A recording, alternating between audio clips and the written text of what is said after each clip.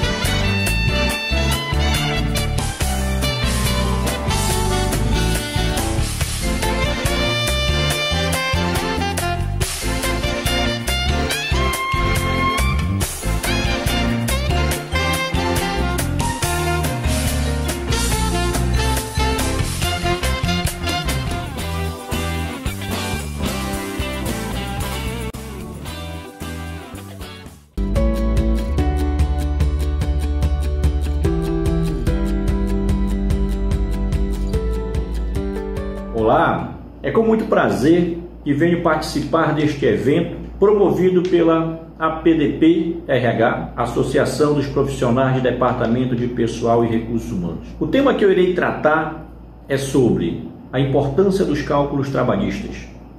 Eu me chamo Rivanildo Miranda e eu irei tentar passar para vocês o máximo de conhecimento dentro desse pouco tempo que nós temos e tentar fazer isso produtivo, tentar passar uma visão crítica sobre cálculos de uma maneira que possa fazer refletirmos sobre o assunto. Não irei trazer nenhuma fórmula pronta, mas sim tentar fazer com que nós possamos refletir de uma forma melhor no nosso dia a dia no departamento de pessoal. Esse vídeo é direcionado aos profissionais de departamento pessoal, contadores, advogados, acadêmicos de direitos, entre outros, recursos humanos e os demais colegas que se interessam pela área. Antes de tudo, de entrar no assunto sobre cálculos, muitas das vezes nós do departamento de pessoal não tratamos de conhecer um pouco sobre os princípios que envolvem o direito do trabalho, princípios estes que são fundamentais quando envolvemos cálculos, para que nós possamos tomar decisões, tomar parâmetros, e muitas das vezes nem os princípios nos norteiam 100%, porque é algo às vezes interpretativo, o que nos faz, mesmo assim, não tomarmos aquela decisão certa. Às vezes temos que nos remeter à jurisprudência, nos remeter à doutrina, e tudo isso envolve uma leitura. É muito importante observarmos alguns princípios básicos do direito do trabalho, o princípio da proteção, ali o indúbio pro operário, princípio da norma mais favorável, princípios básicos, princípio da proporcionalidade, muito prático em cálculos trabalhistas, princípio da razoabilidade, tentar utilizar ferramentas de analogia, muitas das vezes, do direito, para que nós possamos aplicar dentro do departamento de pessoal. A ideia é tentar passar uma ideia, como ressaltei, crítica. Vamos criticar o nosso sistema de folha de pagamento. Muitas das vezes compramos um software, uma empresa que forneça um sistema de folha de pagamento, e muitas das vezes nós confiamos naquela empresa que fornece aquele sistema, confiamos nas suas configurações, nas suas parametrizações, e muitas das vezes não estão da forma corretas como deveriam estar. E é aí que entra o conhecimento do cálculo, a crítica do cálculo. Quantos e quantos colegas, muitas das vezes, nos deparamos com situações tipo aquela velha história: Rivanildo, o meu sistema de folha de pagamento já calcula tudo para mim, eu faço lançar e ele automaticamente calcula tudo para mim. Eu confesso que eu nunca vi um sistema de folha de pagamento fazer todo um processo de folha dentro de um departamento de pessoal. É necessário que o departamento de pessoal, é necessário que aquele encarregado de departamento de pessoal, aquele responsável pelo setor, ele tenha um conhecimento muito significante em configuração do seu sistema, principalmente na tabela de verbas. A tabela de verbas, que é o miolo de um processo de folha de pagamento, o miolo de um departamento de pessoal. E ali que está todo o cálculo feito, as suas fórmulas, as suas configurações. Ou seja, não confie em 100% no seu sistema de folha. Eu sou muito crítico de sistema de folha de pagamento. Estamos aí em dezembro, época de 13º salário. Temos aí o ano de 2020, tivemos aí os benefícios emergenciais, suspensão de contrato, redução de jornada. Temos aí as incógnitas, as polêmicas sobre o cálculo, e tudo isso envolve lógica de cálculo, envolve matemática, envolve princípios, porque nós não temos leis tratando sobre o assunto, nós não temos nada tratando sobre o assunto, não temos leis quanto a isso. Então nós temos que utilizar os princípios, e muitas das vezes nem os princípios nos fazem tomar a decisão da forma correta. Ou seja, vamos refletir mais sobre cálculos, ok? Eu irei pontuar agora, a partir deste momento, eu irei tratar de alguns assuntos específicos, e assim nós vamos discorrer sobre o assunto. E devido ao nosso tempo, eu irei tratar começando ali pelo 13º, uma vez que nós estamos na época do 10º, então vamos tentar seguir ali em frente, ok? Vamos lá. Como eu falei, estamos em dezembro, época de 13º salário. Temos o benefício emergencial. Temos a polêmica sobre o assunto, mas vamos tentar trocar essa ideia, tentar discutir isso um pouco. Vamos analisar da seguinte forma: vamos imaginar a empresa que está com seu contrato suspenso, ou seja, esses meses em que o empregado esteve com o contrato suspenso, esses meses o empregado ele não irá receber os seus avos de 13º quando ele está de contrato suspenso. Assim entendo, assim interpreto. Há outros colegas que pensam de forma diferente, acham que devem ser pagos de forma integral, não deve ser considerada a suspensão. Ou seja, se o empregado ficou 3 meses de suspensão, há colegas que vão pagar os 3 meses de 13º salário, mas há aqueles que não irão pagar. E por experiência eu digo, a grande maioria não irá pagar esses 13º, porque nós estamos no meio de uma pandemia, onde todos foram prejudicados, o trabalhador, o empresário. Então nós temos que tomar decisões. Então a ressalva que eu faço dentro daquilo que eu tenho como linha de cálculo é que o 13º, no período de suspensão, não devemos efetuar o pagamento. Ou seja, se o empregado ficou de suspensão junho, julho e agosto, ele só vai receber 13º referente ali a 9 meses no final do ano.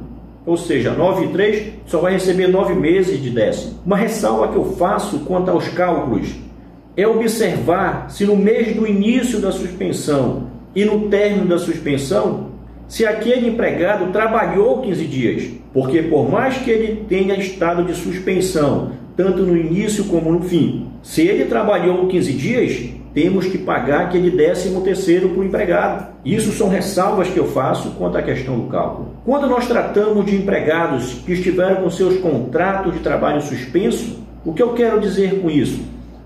Seus contratos com redução de jornada. Nós devemos utilizar um dos princípios básicos, o princípio da proporcionalidade, o princípio da razoabilidade, ou seja, é cálculo, é lógica, é usar bom senso. Se eu tenho um empregado que ficou 6 meses de redução de jornada, há colegas que vão pagar o período de redução de jornada em cima do seu salário integral que o empregado recebia. Exemplo, imagina que o empregado optou por, aliás, a empresa optou por conceder ali 50% de redução. Se o empregado ganha 2.000 e ele passou 6 meses com redução de jornada e de salário, e a redução foi de 50%, então esse empregado irá receber durante esses 6 meses apenas R$1.000. O que eu entendo, o que eu oriento, o que eu faço com meus clientes? Eu irei pagar aquele 13º do período que ele estava de redução de 50%. Ou seja, eu vou pagar o 10º desses 6 meses referente R$1.000. Os outros meses que ele trabalhou integral, eu vou trabalhar na proporção, pagar na proporção dos R$2.000. Como eu falei para você, eu não vou entrar no cálculo da matemática, mas sim de uma forma geral. Então é isso que nós temos que refletir. Vamos usar, eu utilizei o percentual de 50%. Agora vamos imaginar aquela empresa que optou por reduzir a sua jornada em 70%. Ou seja, onde o empregado passou a trabalhar durante esses 6 meses apenas 30% do seu tempo. Vocês acham justo esse empregado que teve redução durante esses 6 meses, com redução de jornada de 70%, ganhar o mesmo salário daquele empregado que trabalhou o ano todo e que ganha R$2.000? Ou seja, os dois trabalhadores receberem os R$2.000? Não tem sentido, não tem lógica. Nós sabemos que essa ideia que eu estou passando, eu não tenho embasamento legal, porque nós deveríamos ter na legislação do benefício emergencial algo tratando sobre o assunto. Nós não temos sobre isso. Não é um e-mail, muitas das vezes, outro dia um colega me apresentou um e-mail do Ministério informando que o cálculo da redução de jornada deveria ser pago de forma integral. E eu me pergunto, o e-mail que uma empresa fez uma consulta e veio uma resposta em função disso, eu vou utilizar para todos? Não. É simplesmente um e-mail respondido. Se nem uma súmula, uma jurisprudência consolidada, nós às vezes não tomamos decisões de forma tão severa, por que eu vou tratar em cima de apenas um e-mail? Ou então de um anúncio feito via YouTube de alguns colegas? Ou seja, temos que ser críticos quanto ao assunto. Na prática, vamos para a prática. É deixar o cliente decidir. Explicamos, demonstramos os prós e os contras e o cliente decide.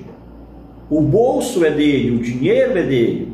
Então, a dica que eu dou é: deixa o cliente decidir. Ivanildo, vamos ter muitos processos trabalhistas.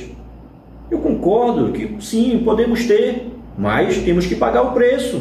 O empresário tem que pagar o preço, porque eu garanto que o empresário nessa pandemia, ele vai optar pelo que é mais vantajoso para ele. Nós sabemos que tem os princípios, como eu passei no começo do vídeo, mas até então nós não temos jurisprudência consolidada quanto a isso. Nós não temos decisões ainda quanto a isso. Então, a dica: deixe o cliente decidir. Não vamos tomar decisões, porque no final, se nós induzirmos o cliente ao pagamento integral, pensam só, talvez nós estamos ajudando o cliente a se afundar cada vez mais. Então vamos deixar a decisão com eles. Perfeito? Nós sabemos que há entendimentos diversos. Nós sabemos disso. Mas vamos ter o cuidado. Um detalhe muito interessante quando envolve o cálculo de 13º, fugindo um pouco do tratamento do benefício emergencial e passando um pouco para a sua parte prática do cálculo. Quando nós tratamos de 13º salário, quer ver uma coisa muito interessante? que os sistemas de folha de pagamento nos induzem ao erro? Quando nós prestamos horas extras, quando aquele empregado presta horas extras constantemente de forma habitual, o que é que nós pagamos mensalmente? Pagamos o descanso semanal remunerado, ou seja, o nosso chamado DSR, nosso repouso semanal remunerado, pagamos para o trabalhador mensalmente. Então, se mensalmente nós pagamos aquele DSR e aquelas horas extras foram habituais, ok, vai incorporar o cálculo do 13º. Mas aí entra um detalhe importantíssimo. Quando aquelas horas extras não são habituais, a própria jurisprudência tem um entendimento, o seu entendimento é de que aquelas horas extras, se não são habituais, aquelas horas extras não irão incorporar o cálculo do 13º salário. Ivanildo, isso aí que você está falando é demais. Eu não vejo essa prática. Eu digo, realmente nós não vemos essa prática. Sabe por quê? Porque justamente nós não temos esse hábito da leitura muitas das vezes. Não tentamos buscar informação. Se nós formos analisar o próprio cálculo da hora extra, quando nós calculamos, nós temos súmulas do próprio TST, nós temos normas, nós temos a Lei 605, que trata do repouso, aonde nós temos ali como regra, ou súmula, ou a Lei 605, que trata sobre o descanso semanal remunerado. Quando se trata de horas extras, se paga quando é de forma habitual. Se não é de forma habitual, não se paga o repouso. E se eu não pago o repouso em cima da hora extra, porque ela não é habitual, então eu irei pagar sobre o 13º. Por quê? Não é habitual as horas extras, então ele não irá incorporar o cálculo do 13º. Eu irei citar a súmula aqui só para que a gente possa entender melhor. A súmula do TST, número 172, ela fala: repouso remunerado, horas extras, cálculo, computam-se no cálculo do repouso remunerado as horas extras habitualmente prestadas. Se as horas extras não são habitualmente prestadas, não tem por que ter o DSR.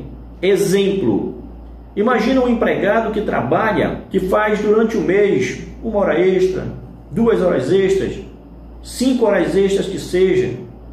Depois passa mais 3 meses, faz mais 4 horas extras, e no mês seguinte ele faz 1 hora extra, e no outro mês ele faz 3 horas extras. Ou seja, lá no contra-cheque desse empregado, nós poderíamos deixar esse cálculo sem o seu DSR, ou seja, só pagaria as horas extras, mas não pagaria ali o DSR, porque isso está previsto na súmula. É uma jurisprudência. O que nos faz remeter a essa mesma linha de raciocínio, só pegando aqui, é assim mesmo, tá? Quando nós vamos para o cálculo do aviso prévio indenizado, aquelas horas extras não irão incorporar o cálculo do aviso prévio indenizado se não for habitualmente prestado. Olha só a referência, olha só a linha, as coisas se juntando. Na prática, o que eu digo que todo sistema de folha de pagamento deveria fazer? Ele deveria deixar a critério do profissional de DP se durante o mês aquele DSR ele irá incorporar, ele irá incidir sobre as horas extras. Na hora que nós estivéssemos lançando ali as suas horas extras do trabalhador, lá na movimentação, naquele momento, um sistema de folha de pagamento, a grande massa deveria ter essa opção, onde o DP ia dizer: não, vou pagar hora extra, mas não vou pagar o DSR. Na prática, nós sabemos que o sistema de folha de pagamento não faz dessa forma. Ele não te dá essa opção. Claro que nós temos sistemas de folha de pagamento, sim, que dão essa opção, mas eu digo, não é a maioria. Eu digo, por sinal, são muitos poucos.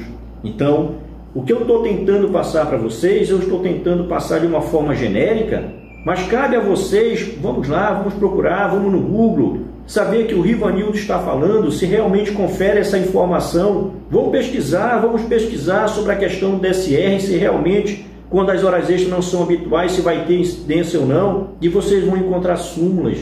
Vamos olhar a lei do repouso, a 605 de 49, se não me falha a memória, o ano, e nós vamos encontrar muito material que envolve cálculos. Ou seja, vamos praticar mais cálculo, vamos ser mais críticos. Nós estamos em uma época de 13º salário.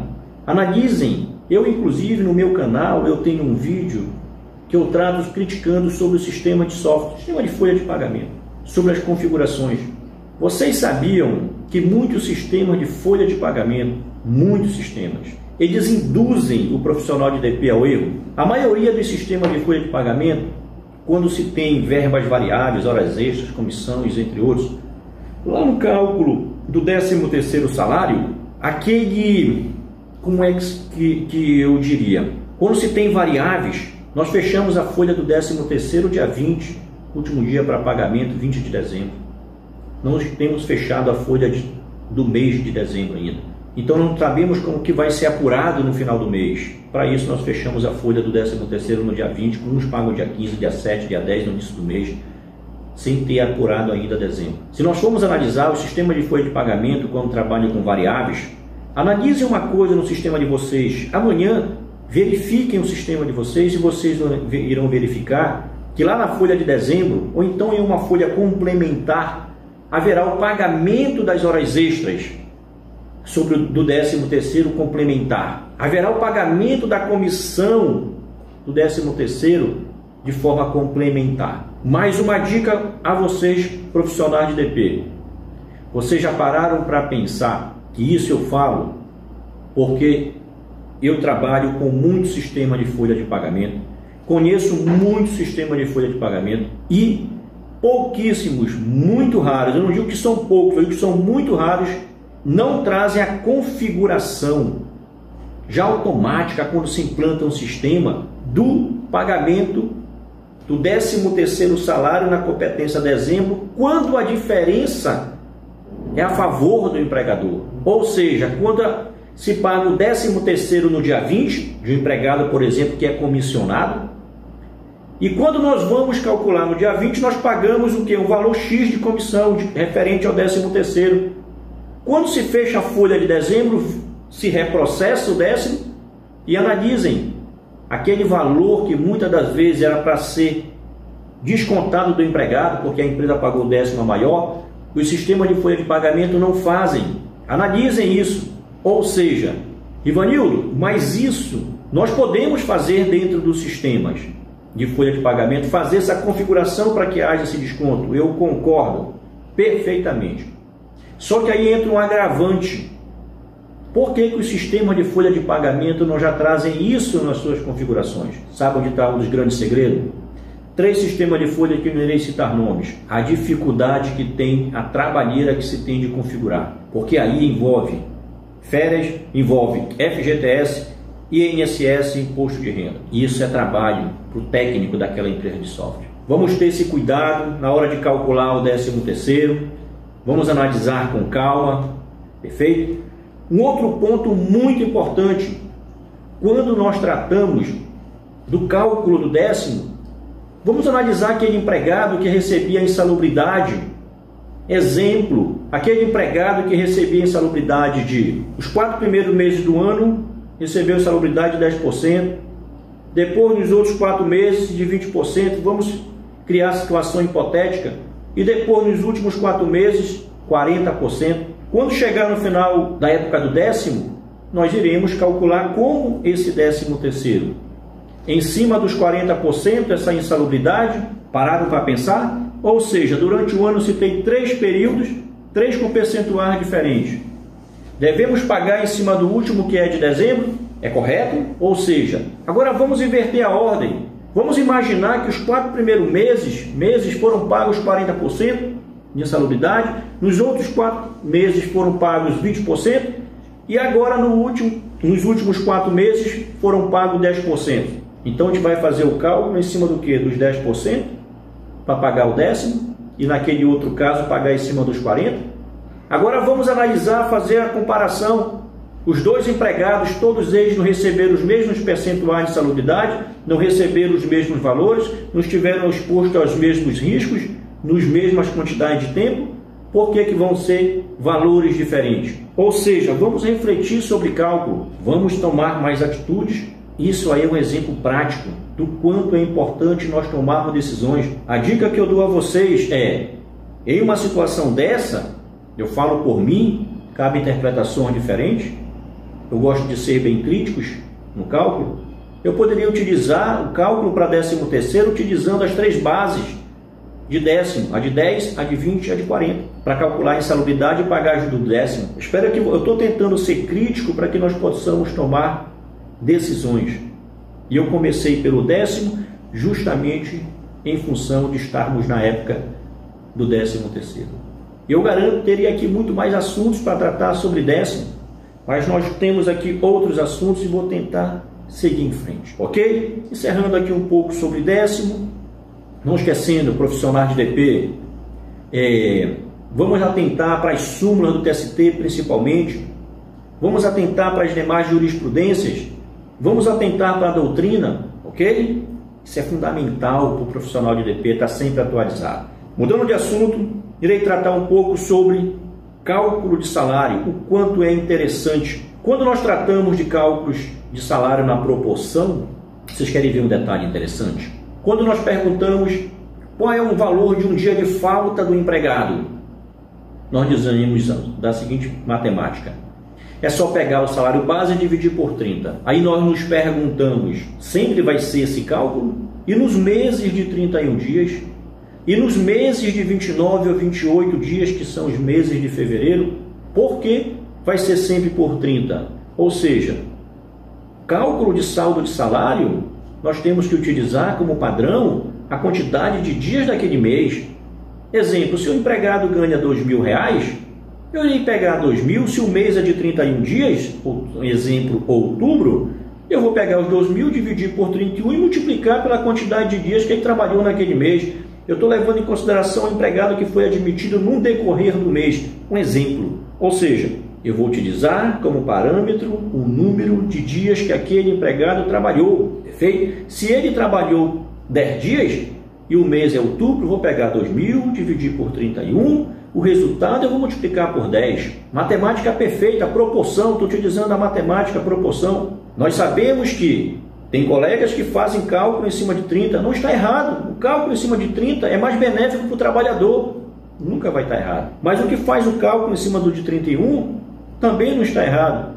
Estamos utilizando matemática, proporcionalidade. Quando nós vamos aqui para o mês de fevereiro, utilizamos o mesmo cálculo.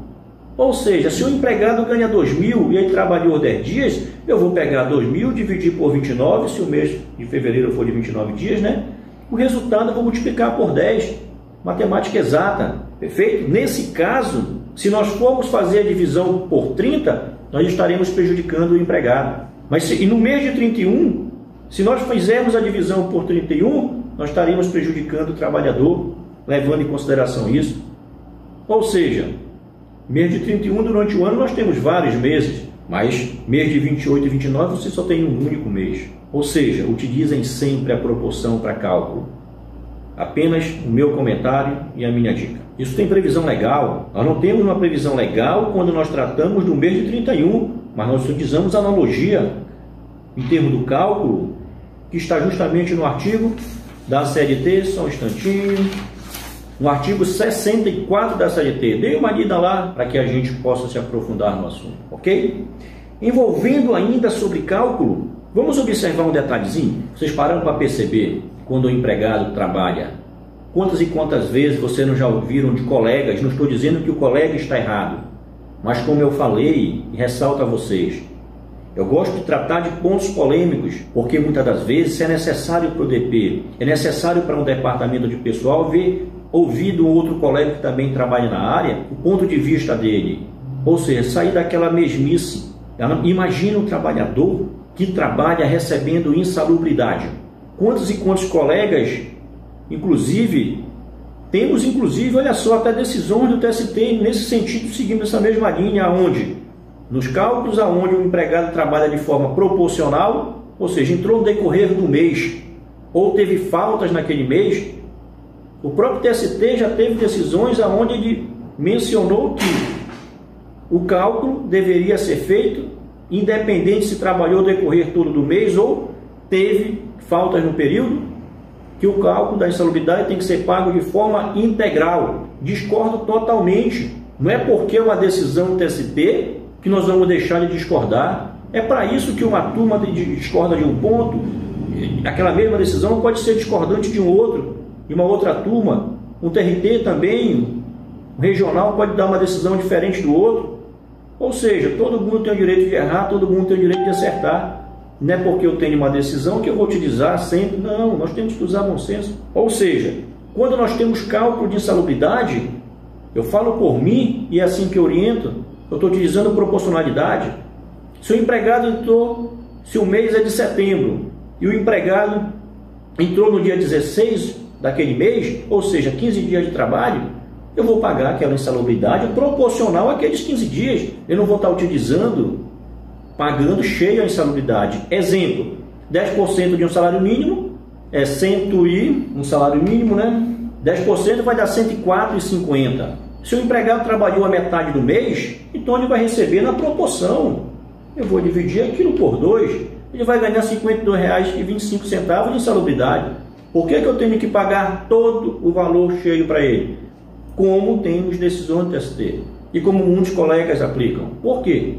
Agora vamos usar um absurdo. Se eu te disse que a proporção tem que ser pago integral, então, como tem decisão do TST, então quer dizer, se o empregado entrar no último dia do mês e tem outro trabalhador que passou o mês todinho trabalhando e aquele outro que entrou recente, entrou em um único dia, exemplo, no dia 30 de setembro, por que aquele que entrou no dia 30 de setembro trabalhou um único dia vai ganhar toda a insalubridade igual aquele que está desde o começo do mês? Ou seja, é uma coisa aparentemente totalmente insana. Até porque o grau de exposição daquele trabalhador não foi idêntico àquele que trabalhou o mês todo. Então, cadê a proporcionalidade? Cadê a razoabilidade? Não tem lógica, não teria lógica. Se fosse assim, suponhamos que o empregado faltou o mês todo, faltou 29 dias, enquanto que o outro trabalhou o mês todo, seria justo eu ter que pagar a insalubridade cheia? Também não. O que eu quero dizer com isso é que tem muitos colegas que fazem dessa forma diferente. Eu me pergunto por quê? Por que eu não vou trazer isso a público aqui para que nós possamos trocar essa ideia? Só porque eu tenho uma decisão do TST? Por que nós não podemos discordar? Ok? É esses pontos de vista que nós temos que levar para frente. Temos que discutir mais. Temos que tratar mais sobre o assunto. Correr para uma leitura mais aprofundada. Ok? Às vezes trocar ideia com um colega para ver como é que ele trabalha. Ok? Isso tudo, meus colegas, é necessário. Porque tudo isso, cálculo é sinônimo de tributação. Tributação é sinônimo de FGTS, de INSS e de imposto de renda. E o que é as três bases do E-Social? Quando nos envolvemos cálculos, FGTS, INSS, imposto de renda. Toda a verba lá da tabela 3 do E-Social, o que elas nos remete? Cada verba, ou seja, a sua hora extra, a verba 1003, se não me falha a memória, da rubrica 1003, ela tem a sua tributação. Hora extra tem a sua tributação específica, perfeito? E cada uma verba tem a sua... Pode verificar que lá no seu sistema de folha de pagamento, tem lá as três principais tributações, estou nem tratando da contribuição sindical, tem lá as três, INSS, FGTS e imposto de renda. Nós temos que entender a verba e tributar. E aí entra um outro agravante. A maioria dos sistemas de folha de pagamento, quando nós tratamos de E-Social, que nos remetemos à tabela 3 do E-Social, lá no próprio layout, e agora no novo layout, inclusive tem a tabela específica do imposto de renda, a tributação exclusiva para imposto de renda, cada verba, em cada processo, aquela mesma verba, ela tem um código de tributação. Se a hora extra, para fim de folha, para fim de férias, para fim de décimo, ela tem a sua tributação específica. E isso nós temos que configurar o nosso sistema. Nós não podemos deixar as empresas de software deixar isso configurado para a gente. Nós temos que criticar as empresas de software para que a gente possa fazer da forma correta. Eu irei tratar de um assunto, só pegando o gancho. Existe uma empresa, como eu comentei no início da conversa, eu sou muito crítico daquilo que eu faço, muito crítico de empresa de software. Esta semana que passou, recebi de um colega o seguinte comentário, quando se trata do 13º. Ele tinha uma situação onde os empregados tiveram redução de jornada. Tiveram redução em 25%, em 50%, outros em 70%. Ele pediu para que a empresa configurasse aquilo, porque o sistema dele só configurava da forma como a empresa de software queria, que deveria pagar o 13º de forma integral, sem proporção, ou seja, em cima do seu salário que recebia com redução. E ele pediu para aquela empresa de software para que ela fizesse o ajuste na sua configuração dentro do seu sistema. E a empresa de software respondeu de lá que o jurídico deles disseram que por falta de embasamento legal eles não poderiam fazer isso no seu sistema, porque eles interpretavam que deveria ser feito daquela forma, ou seja, de forma diferente do que o cliente dessa empresa de software queria. E a gente se pergunta, nós vamos deixar as empresas de software dizer o que nós temos que fazer? Ou seja, esse profissional de DP vai se contentar com isso? Não. O que ele tem que fazer? Exigir daquela empresa de software, dizer, não, configure da forma como eu quero, porque a gente não está tratando de 1 ou 2 trabalhadores, assim, de uma imensidão de funcionários e de várias empresas, quando se trata de escritório contábil. Então aquela empresa de software ela tem que deixar disponível e deixar o cliente dela decidir, e não ela tem que dizer como é que tem que ser feito. Ou seja, nós vamos perder tempo depois calculando individualmente. O que eu quero dizer com isso, pessoal? Vamos ser críticos. Como diz um amigo meu, vamos para cima mesmo. Vamos discordar onde tem que discordar. Vocês não é porque eu estou passando ideias de cálculo, formas de cálculo, que vocês têm que concordar comigo. A ideia justamente é essa, é trazer a fruto, a fundo ali, aquilo que nós temos que botar no nosso dia a dia. É justamente trazer essa polêmica, trazer essa discordância, mudar nossos valores que nós temos de cálculo. Um outro ponto muito interessante que envolve cálculo, muito cuidado, eu não vou tratar de cálculo, até porque nós temos já pouco tempo aí da palestra, para a palestra, enfim. Cuidado com empregados que recebem comissões. Quantas empresas não têm seus empregados que são vendedores, por exemplo, que recebem comissões, que fazem horas extras? Observem que os cálculos feitos por sistema de folha muitas das vezes não estão adaptados. Então vamos lá e vamos configurar. E se não tiver configurado, não soubermos fazer, vamos pedir para que configurem. Mas o cálculo da hora extra de empregado que ganha comissão é um cálculo que nós temos que prestar muita atenção. Nós sabemos que quando nós tratamos de um cálculo de horas extras de empregado que recebe só salário base, o que nós fazemos? Um exemplo, pegamos o salário base dividido por 220. É claro que esse valor, esse divisor 220 pode ser 180, 210, 215, 208, 200, 220. Estou utilizando como parâmetro 220. Ou seja, pegamos o salário base dividido por 220, encontramos a hora normal. Depois encontramos o valor da hora extra. Perfeito? Quando nós tratamos da hora extra sobre a comissão, aí nós temos que remeter à súmula do TST, que trata-se especificamente sobre o assunto. Aí o cálculo já é diferente. Nós não podemos mais utilizar o divisor 220. Nós vamos utilizar aí as horas extras, as horas efetivamente trabalhadas, ou seja, tanto as horas normais como as horas extras. O que eu quero dizer com isso? Eu não vou entrar no mérito de como se fazer o cálculo, mas, ou seja, só chamando a atenção para que nós possamos ter esse cuidado no cálculo. Uma dica que eu passo a vocês, certo? Muito cuidado com esse cálculo. Muito comum nós fazermos de forma errada. Vamos ter mais atenção, ok? Irei citar a súmula aqui só para que vocês possam se remeter, tá? A súmula 340 do TST, ok? Dê uma olhadinha lá com calma. Agora, olha só o quanto é interessante o cálculo. Esse mesmo exemplo das horas extras do empregado comissionado. Agora, há situações onde o empregado faz horas extras, recebe comissões, mas nós não somos obrigados a utilizar esse mesmo cálculo previsto na súmula. Inclusive, tem uma decisão de 2019, se não me falha a memória, que trata sobre isso. E muito inteligente a decisão do TST, onde ela veio dizer o seguinte: a seguinte situação era mais ou menos assim. O empregado ele trabalhava assim, fazendo horas extras, só que nas suas horas normais. Depois das suas horas normais, as horas extras que ele fazia, ele exercia uma outra atividade no administrativo. Ou seja, durante esse período que ele fazia essas horas extras, não era no momento em que ele ganhava a comissão. Ou seja, esse empregado terá horas extras, mas não irá incorporar a comissão. Viu como é interessante o cálculo, a lógica do cálculo, a razoabilidade, usar razão, usar bom senso? É assim que nós temos que analisar. Irei tratar, e por último, para nós finalizarmos, que se for dar gosto eu vou levar aqui umas 3 horas de tempo, tá? Mas nós temos um limite. Vamos analisar da seguinte forma, com uma situação muito comum, vocês já pararam para pensar, o cálculo do repouso semanal remunerado. Nós, como regra, nós temos da seguinte forma: muitas das vezes, o empregado falta ao trabalho, faltou um dia de trabalho, ou seja, nós vamos lá e descontamos o domingo dele. o DSR, o descanso, ou seja, justo, perfeito. Já que o domingo é remunerado e ele faltou, ele já cumpriu sua folga, que foi no dia da folga. Então nada mais justo que nós não pagarmos aquele DSR para ele, ou seja, ser descontado. Isso não quer dizer que ele não vai ter, ele vai ter o seu repouso. Ok, vai ter a falta e vai ter seu repouso.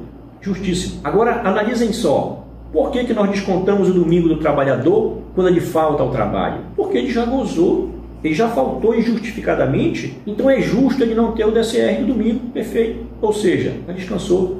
Agora vamos imaginar que o empregado teve 1 hora de falta, chegou atrasado.